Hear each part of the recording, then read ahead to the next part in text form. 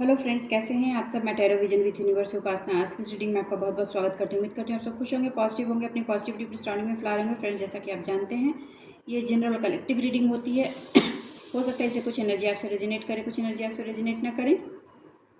तो जितनी चीज़ें आपसे रेजोनेट होंगी उसको खुद के लिए रख लीजिए, बाकी चीज़ों को दूसरों के लिए जाने दीजिए।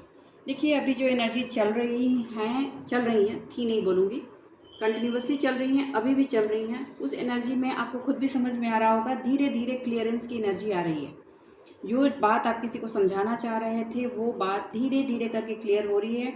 इंटेंसिटी जो हाई थी उसकी इंटेंसिटी धीरे धीरे कम हो रही है। अभी भी रेजिस्टेंस है और वो रेजिस्टेंस रहेगा। क्यों रेजिस्टेंस रहेगा? क्योंकि उस पर्सन की ये पुरानी हैबिट है हर चीज़ को रजिस्ट करके अपना काम निकालने की। लेकिन इस बार वो सिचुएशन नहीं है, रिपीटिशन नहीं होगी। इस बार उस पर्सन की बहुत ही हेवी ट्रांजिशन का टाइम चल रहा है और इस ट्रांजिशन में उस पर्सन की हार्डशिप रहेगी ही रहेगी और उसमें आपका भी रोल है। आप अपना रोल अपने हिसाब से प्ले करें। और एक चीज़, ये जो चीज़ें चल रही हैं ये व्हील ऑफ फॉर्चून का टाइम है, मतलब चीज़ें रिटर्न हो गई हैं। हैप्पी फैमिली के नाम पर जो भी चीज़ें आपने, या हैप्पी फैमिली बनाने, हैप्पी रिलेशनशिप बनाने के नाम पर जो भी सेक्रीफाइसेस पास्ट में आपने दिए, जो आपको नहीं देने थे और जिसकी वजह से फैमिली में बहुत सारी चीज़ों का नुकसान फैमिली को उठाना पड़ा है, उन सारी चीज़ों की भरपाई होगी और उस पर्सन को ये सिखाया जाएगा कि that person was wrong, the decision was wrong, that person needs to be change.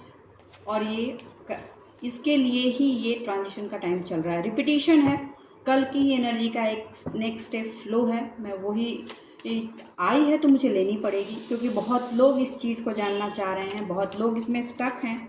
क्योंकि अभी का हार्डशिप चल रही है तो ये चल रही है और ये आपको क्लियर होने में मैंने बता दिया है कि 40 to 41 डेज तो हार्डशिप ज़्यादा ही रहेगी, लेकिन कुछ लंबा टाइम भी रहेगा। देखिए, कुछ लोगों को लंबे टाइम से प्रॉब्लम है। कुछ लोगों ने बोला मैम 16 मंथ। देखो, ट्रांसफॉर्मेशन जब चलता है, आप खुद ही देखो, आपकी ट्रांसफॉर्मेशन जब चली तो आपने अपने अपने अंदर की ट्रांसफॉर्मेशन को खुद से लेने में कितना वक्त लगाया।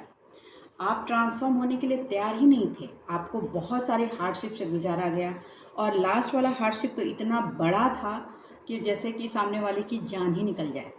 उस तरह की हार्डशिप से गुजरने के बाद आपने इस ट्रांसफॉर्मेशन को एक्सेप्ट किया है। तो आप ज़रा सोचिए कि जिस पर्सन ने हमेशा अपनी बातें मनवाई हैं और विन विन की कंडीशन में रहा है, वो पर्सन क्या ब्लेम गेम नहीं खेलेगा? आदत रही है, पहले भी रही है, अपने आप को विक्टिम कार्ड प्ले करने की आदत रही है, तो वो आगे भी विक्टिम कार्ड प्ले करेगा या करेगी।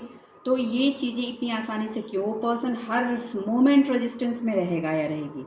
आपको अपने स्ट्रेंथ में रहना है और अपना काम, अपनी ईमानदारी अपने काम की तरफ देना है। एक वक्त ये भी होगा कि उस पर्सन को सारी चीज़ें ऑफ़र हो रही हैं, प्यार से ऑफ़र हो रही हैं, लेकिन वो वॉक अवे होने की कोशिश करेगा ताकि वो सामने वाले में फियर जनरेट कर सके कि ऐसा नहीं करोगे या करोगी तो मैं चला जाऊंगा, चलो जाऊंगी। लेकिन आपकी मेंटल कंडीशन अभी बैलेंस सिचुएशन में है।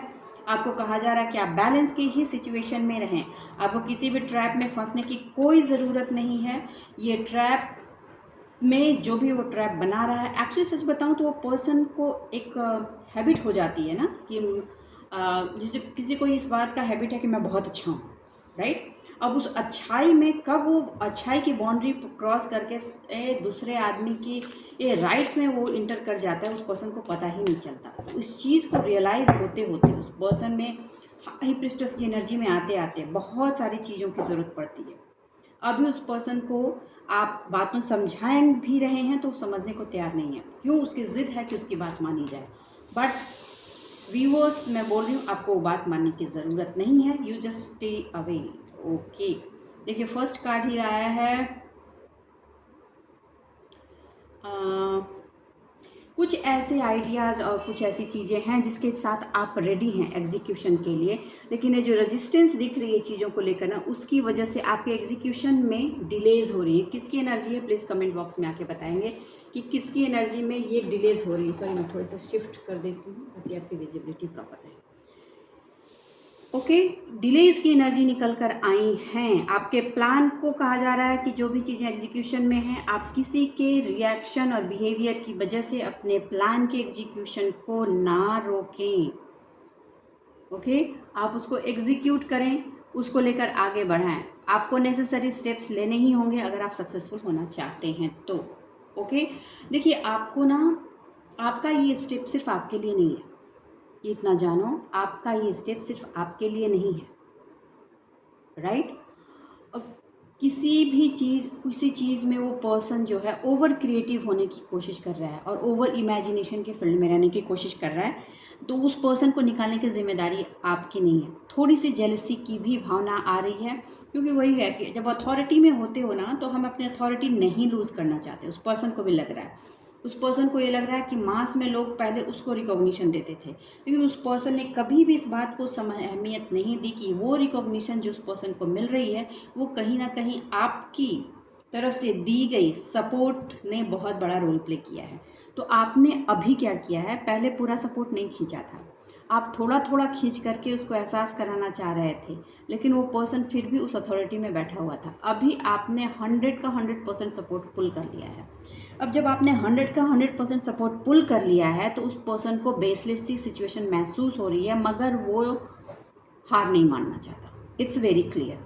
आपको कहा जा रहा है कि वो अनरियलिस्टिक फेज में आपको चाहता कि आप अनरियलिस्टिक होकर इमेजिनेशन पे चल करके उसकी बात को माने और आगे बढ़ें। आपको ऐसा नहीं करना है।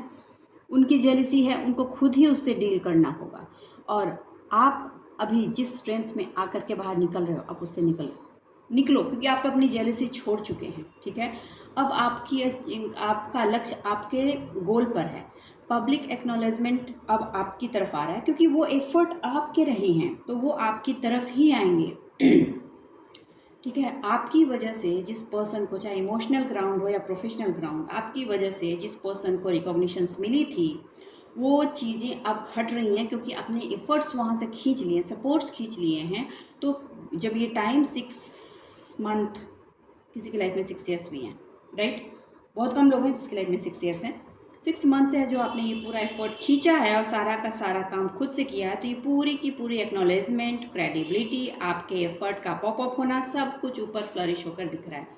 ये परेशानी क्रिएट कर रहा है। देखिए, ये आपके पार्टनर की भी एनर्जी हो सकती है, और चाहे तो आप गुनाहगार होते हुए भी और नहीं होते हुए भी शायद वो गुनाहगार की पोजीशन पे हैं। क्यों?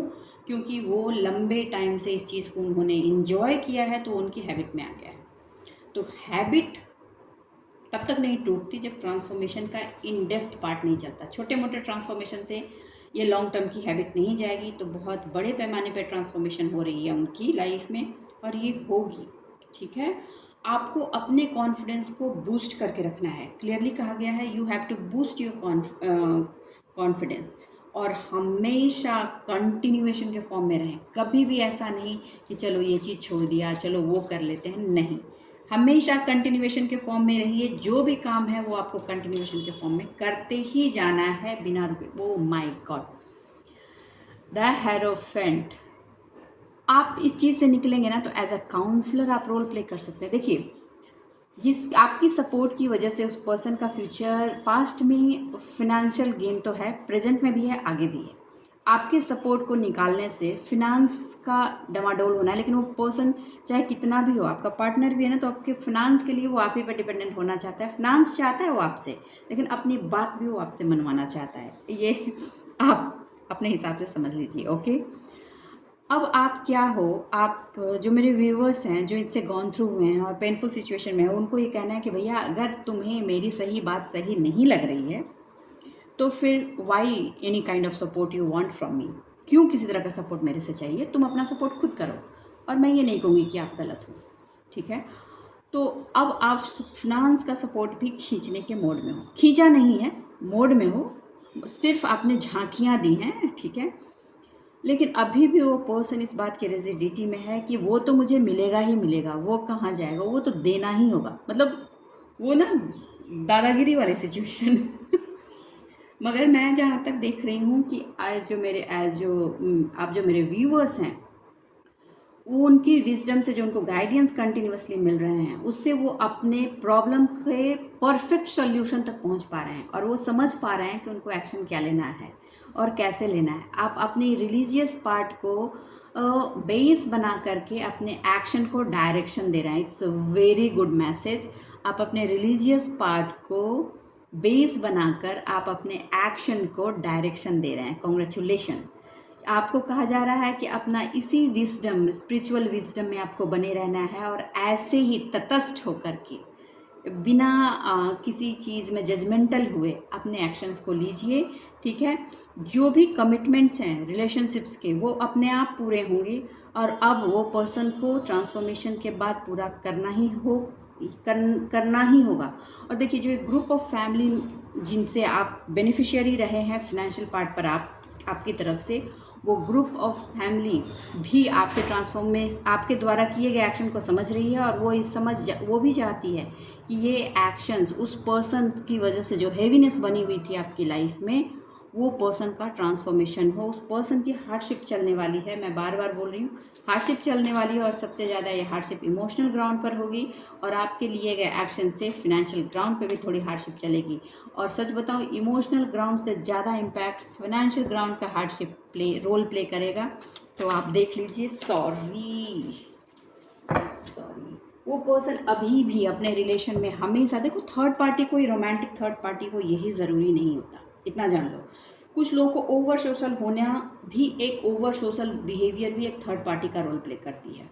तो कुछ लोगों के लाइफ पार्टनर की ये सिचुएशन है कि ओवर सोशल, हमेशा सोसाइटी, दूसरे रिलेटिव्स, किसी और के बारे में सोचना, लेकिन अपने पार्टनर के बारे में नहीं सोचना। ये वाली भी सिचुएशन में एक थर्ड पार्टी सिचुएशन का रोल होता है। ये आज की एनर्जी में ज़्यादा है, तो मैं आपको क्लियर बोलती हूँ, आप हेरोफेंट की एनर्जी में हैं, आप इसी एनर्जी में बने रहें। ओके, आप ट्रेडिशंस को फॉलो करते हैं लेकिन ट्रेडिशन पर शहीद स्मारक बनाना नहीं चाहते, विच इज़ राइट। जो गो विथ फ्लो की सिचुएशन है, लाइफ जिस मोड़ पर जैसे घूमती है वैसे घुमाना चाहिए और आप बिल्कुल कृष्णा की एनर्जी में चल रहे हो। ऐसे ही रहना है, आगे बढ़ना है, फोकस्ड रहना है, स्टे रहना है, काम रहना है और कंपोज्ड रहना बहुत ज़रूरी है, ठीक है। कंपोज रहेंगे तो आपका कॉन्फिडेंस बना रहेगा और वो आपको हमेशा सक्सेस दिलाएगा। ओके, बोल बच्चन नहीं होना, मैं हमेशा बोलती हूँ, बोल बच्चन नहीं होना है। और आपके जो पार्टनर हैं, चाहे वो लव लाइफ में हो या फाइनेंशियल लाइफ में हो, वो अभी थोड़े से बोल बच्चन की सिचुएशन में हो। ऑलरेडी सुनने के लिए कोई तैयार नहीं है, अभी सुनने के लिए कोई तैयार नहीं। जिसे भी रेजोनेट होगा वो कमेंट बॉक्स में आके प्लीज़ बताएंगे। आप किंग ऑफ सॉर्ड की एनर्जी में हो, ठीक है। सामने वाला भी किंग ऑफ सॉर्ड की एनर्जी में है। आप किंग ऑफ सॉर्ड के साथ स्पिरिचुअल एज अ हेरोफेंट की एनर्जी में भी हो। तो जब आप हेरोफेंट के साथ किंग ऑफ सॉर्ड की एनर्जी में जब आप आते हो तो आप एकदम लीगली चीज़ों को डील करते हो। दूध का दूध हो, पानी का पानी, उसमें नो इमोशनल मिलावट, नथिंग। जो मैटर जहाँ पे जैसे बैठती है वैसे ही डिसीजंस होंगे, चाहे मुझे पेन कितना भी हो। क्यों? रीज़न क्या है कि बहुत लंबे टाइम तक आपने इस पेन को बेयर किया है। अब ना स्टेगनेंट से हो गया। ऐसा नहीं है कि दर्द नहीं होता आपको, लेकिन आपने ये समझ लिया है कि मुझे अपनी लाइफ के लेसन्स को कंप्लीट करके इस लाइफ की जर्नी का ये पार्ट पूरा करके आगे बढ़ना है। ये अंडरस्टैंडिंग आप में आ गई है और बड़ी ही ऑनेस्टी के साथ, स्ट्रॉन्गनेस के साथ अपनी इस इमोशनल पार्ट को आप डील कर रहे हो। आपको करना भी है। देखो, आपको ये भी क्लियरिटी है कि आपका इस पार्टनर के साथ या इस पर्सन के साथ कुछ इमोशनल बैगेजेस थे, जिस बैगेजेस को आपको क्लियर करना बहुत ज़रूरी है। अगर आपने इसको नहीं क्लियर किया तो ये फिर से कैरी फॉरवर्ड होगा और फिर से एक नई साइकिल शुरू होगी इस जन्मा अगले जन्मा। तो बेटर है इसको क्लियर करते जाएं। लेकिन वहाँ पे अब आपने एक चीज़ समझी, पहले आप सरेंडर रहते थे, चलो ठीक है, लेट द थिंग। अब नहीं है, अब आप एकदम लीगल हो गए हो, मतलब न्याय भैया, ये सही है तो ठीक, गलत है तो no, I am not support, I will not give you support. आपको इसी चीज़ पे ऐसे ही बने जी, बिल्कुल कृष्णा की तरह, राइट। भाई महाभारत टालने की हमने कोशिश की, अगर नहीं टली तो चलो अब युद्ध के मैदान में चलो, दोनों तरफ से चीज़ें लड़ी जाएंगी, वो वाली चीज़ें हैं। अब आप धर्म के सिचुएशन पे खड़े हो, धर्म युद्ध मेंटल वे में, फिनेंशियल वे में आप लड़ने के लिए तैयार हो और वो चीज़ें चल रही हैं। तो आपको कहा जा रहा है कि अपने इमोशन पर हमेशा कंट्रोल बनाए रखें। इमोशनल क्लियरिटी आपका इसमें होना बहुत ज़रूरी है, क्योंकि जितनी ही आपकी इमोशनल क्लियरिटी होगी, आपकी अथॉरिटी ट्रुथ के टूवर्ड्स उतनी बेटर होगी। ओके ओके, आप अपना सॉफ्ट, देखो थोड़ा सा एक वार्निंग निकल कर आया है कि बहुत थिन लाइन होता है सॉफ्टनेस और हार्डनेस, मतलब स्वाभिमान अभिमान में बहुत ही थिन लाइन होता है। हम स्वाभिमान को प्रोटेक्ट करते करते कब अभिमान में टैप इन हो जाते हैं हमें ये पता नहीं चलता। ठीक। आप उसके लिए आपको कहा जा रहा है कि आपके अंदर का जो सॉफ्ट पार्ट है ना, उसको आप अपने लिए बढ़ाओ। देखो, आपको उसको किसी और को इस्तेमाल नहीं करने देना कि कोई उसका इस्तेमाल करे, लेकिन आपको अपने लिए बढ़ाना है, अपने आप को अलाउ करना है अपने इमोशनल पार्ट पर, अपनी फीलिंग को, अपनी इंट्यूशन को, कि स्पिरिचुअल पार्ट में सपोर्ट लेकर के उसको और ग्रो करें और स्ट्रांगली उन चीज़ों को बढ़ाएं जिसको करने के लिए आप यहाँ हो, उस पर काम कर सके जो आप कर रहे हो। एक चीज़ और, कुछ लोग इस बात के लिए बहुत स्टक हैं, उनको ऐसा लग रहा है कि वो लंबे टाइम से किसी काम को कर रहे हैं, उसका उनको रिवॉर्ड नहीं मिल रहा है। देखो, मैं बार बार बोलती हूँ, आपका कर्म है करना, करते जाओ, ठीक है। रिवॉर्ड नहीं मिल रहा है, कब मिलेगा ये वो डिसाइड करेगा। और अगर नहीं, मैं फिर बोलती हूँ कि जैसे आपके किए गए कर्मा का रिटर्न आपको नेक्स्ट लाइफ में भी मिलता है। कुछ लोगों को आपने देखा होगा कि वो जन्म लेते ही कुछ ही सालों के बाद वो नए नए इन्वेंशन करते हैं, बहुत ही फेमस हो जाते हैं, या बहुत बड़े प्रॉपर्टी के मालिक होते हैं, या बहुत कुछ कर रहे होते हैं। तो वो उन लोगों ने वो सारी चीज़ें अपने पास्ट कर्मा में ऑलरेडी बना कर रखी हुई है। पूरे के पूरे एक तरह से बैंक की तरह काम करता है। मैं मानती हूँ कि हर कोई चाहता है कि हम जो काम कर रहे हैं उसका रिटर्न हमें अभी ही मिले, मगर कई बार ऐसा होता है कि जिस चीज़ का रिटर्न हम अभी तुरंत चाहते हैं उसका रिटर्न अभी आने का वक्त नहीं हुआ हो, ठीक है। तो आपको अपनी काम को करते जाना है, छोड़ना नहीं है। उसके साथ साथ शायद कुछ और भी काम आपको पकड़ने की ज़रूरत है, तो आपको कहा जा रहा है कि आप उसको ग्रो करो पैरेलली, ठीक है। पैरेलली उसको, आई डोंट नो ये किससे एनर्जी रेजोनेट होगी, शायद आपको किए जा रहे काम के साथ कुछ और काम को भी उठाने के लिए कहा जा रहा है। जिससे रेजोनेट होगी प्लीज़ कमेंट बॉक्स में आके बताइए।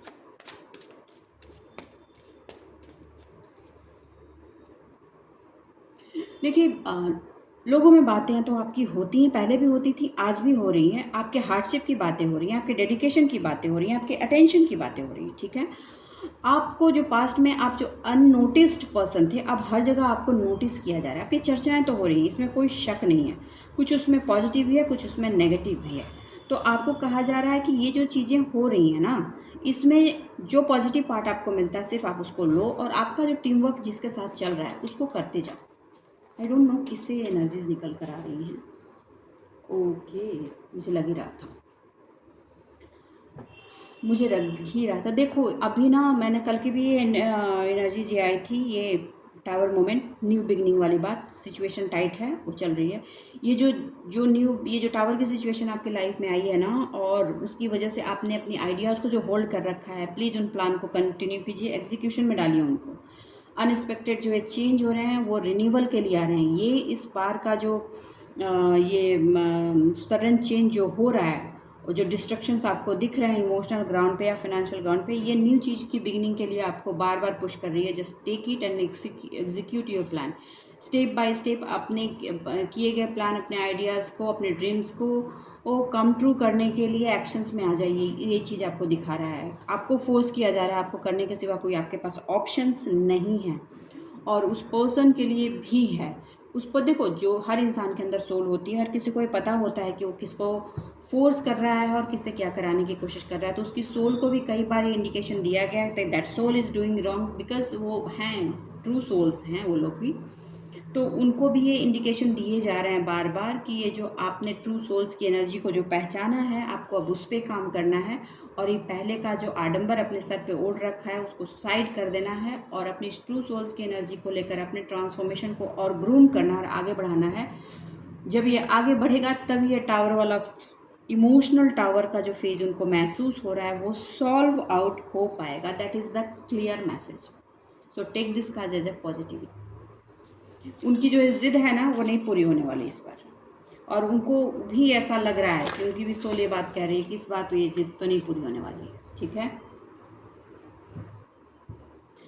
देखिए, आप जब हेरोफेंट्स की एनर्जी में हैं, आपको फिनेंशियल बेस पर आपने न्यू एक्शंस लिए हैं, और आप स्पिरिचुअलिटी को बेस बना करके अपने एक्शंस को डायरेक्शन दिया है, तो आपको बता दूं, ये बिगनिंग आपको मनी फ्लो देगी ही। और आप चाहते भी हैं, आपकी दिली इच्छा है, हर कोई चाहता है कि अपने जीवन में फिनेंस आए, और ये बहुत ही प्रॉफिटेबल रहने वाला है आपके लिए। तो कॉन्ग्रेचुलेशंस, खुश हो जाइए। ओके, ये गेन आपको आगे और बढ़ेगी, ये गेन कम नहीं होगी।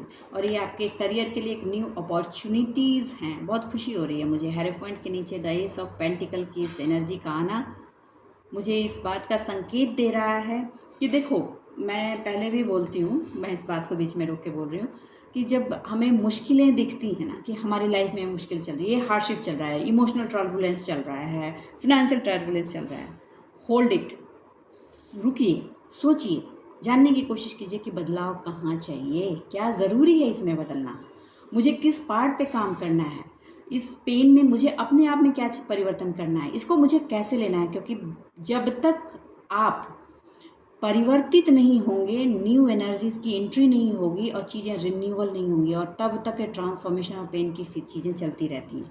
और हार्डशिप के बिना कोई कामयाब नहीं होता। तो हार्डशिप को मैं कभी भी नहीं कहती लाइफ के कि वो हार्डशिप है।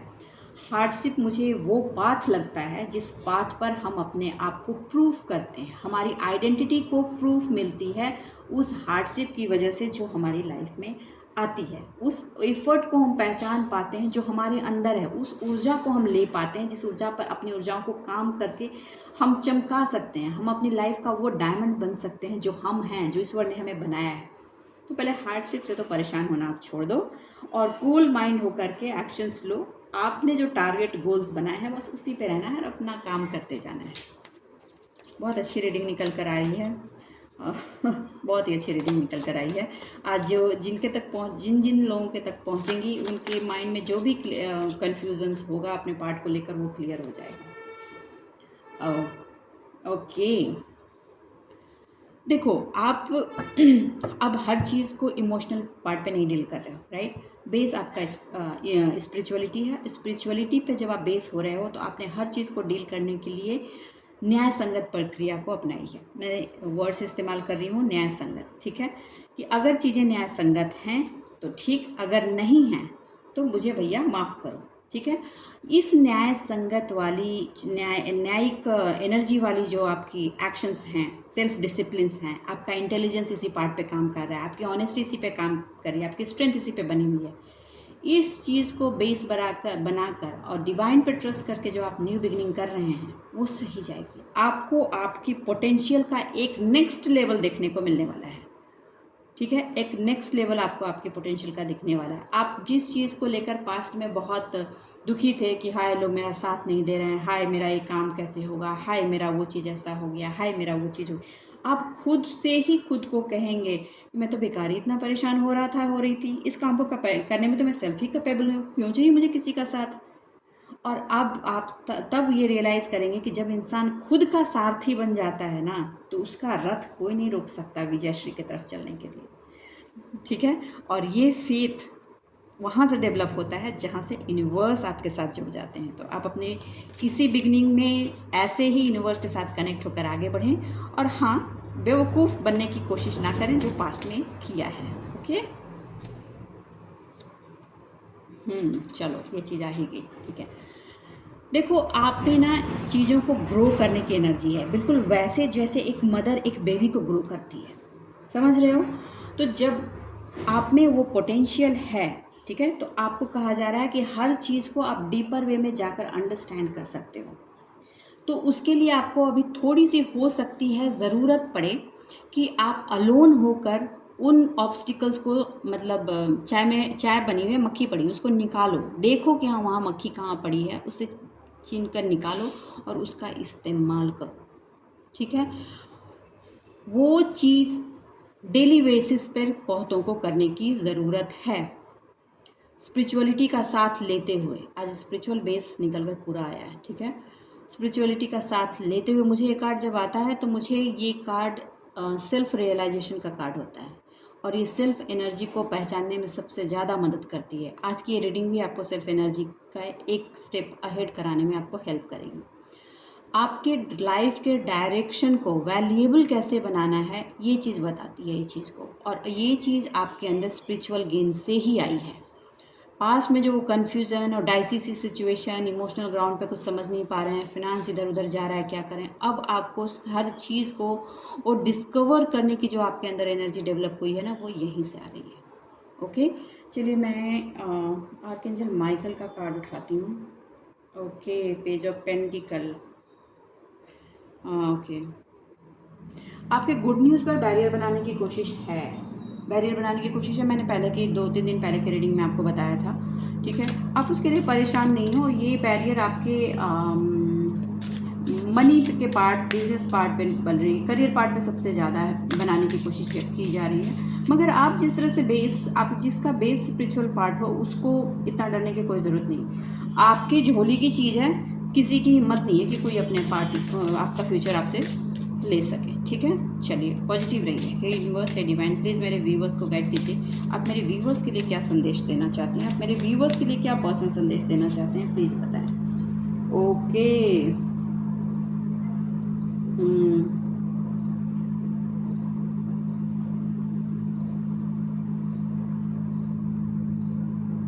कुछ लोग एक सर्टेन पार्ट में ये पूछना चाह रहे हैं डिवाइन से। देखिए ये एनर्जी हाई है, ठीक है, कि क्या मैं उस पार्ट पे एक्शन लूँ। तो डिवाइन का मैसेज है नो, अभी थोड़ा होल्ड करो, अभी थोड़ा होल्ड करो, गो विथ फ्लो पर रहो। ओके, मोमेंट, जिस मोमेंट आपको ये एक्शन लेना होगा उस मोमेंट आपको अपने आप ऐसी अपॉर्चुनिटी आएगी कि आप उस एक्शन को प्ले कर सकें। आपको पेशेंस की ज़रूरत है। किस पार्ट के लिए मेरे व्यूअर्स ये आंसर चाह रहे थे, प्लीज़ मुझे बताइए। ये आंसर निकल कर आया है। ओके, आपको आपकी जो क्रिएटिव एनर्जी है ना, उस पर हमेशा एक्शनेबल रहना है। कुछ क्रिएटिव एनर्जी पर आपको हमेशा एक्शनेबल रहना है। ये आर्कएंजल गैब्रियल का मैसेज है। और आपके जो स्पार्क्स है, जो आपकी चमक है, वो आपके वर्क, आपकी क्रिएटिविटी से कम्युनिटी में स्प्रेड होगी। ठीक है, तो उसके लिए आपको हमेशा मोटिवेटेड रहना बहुत ज़रूरी है। बीच बीच में आपका मोटिवेशन डाउन होता है, तो आपको कहा जा रहा है कि आपको जो गाइडेंस मिल रही है ना, उन गाइडेंस का इस्तेमाल कीजिए। कुछ ऐसी चीज़ें निकल कर उसमें से आएंगी जो बहुत ही ब्यूटीफुल होंगी, और वो जब निकलेंगी ना, तो बहुत मधुर संगीत की तरह अपनी प्रेजेंस का आभास हर किसी को देंगी, और साथ में चमक भी फैलाएंगी।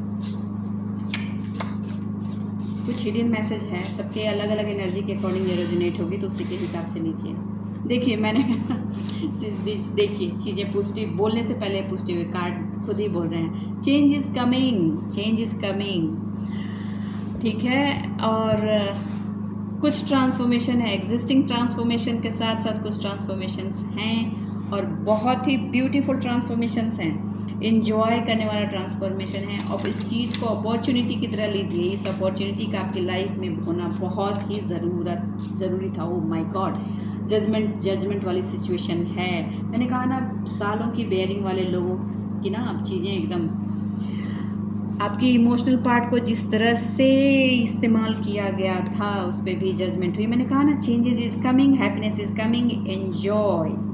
ओके ओके, अपने आप को ओवरस्टक ना करें। अच्छा हाँ, एक चीज़ और, पहले वाली एनर्जी में जाने की कोशिश ना करें कि वो चीज़ कैसे लौटेगी। प्लीज़, जो चीज़ गुजर जाती है वो नहीं लौटती है। अगर लौटती है तो उसका पूरा सेटअप और एनर्जी डिफरेंट होती है। ठीक है, ओके। मिल्क एक बार फट गया तो वो मिल्क नहीं बचता, वो पनीर हो जाता है। ठीक, जम गया तो दही।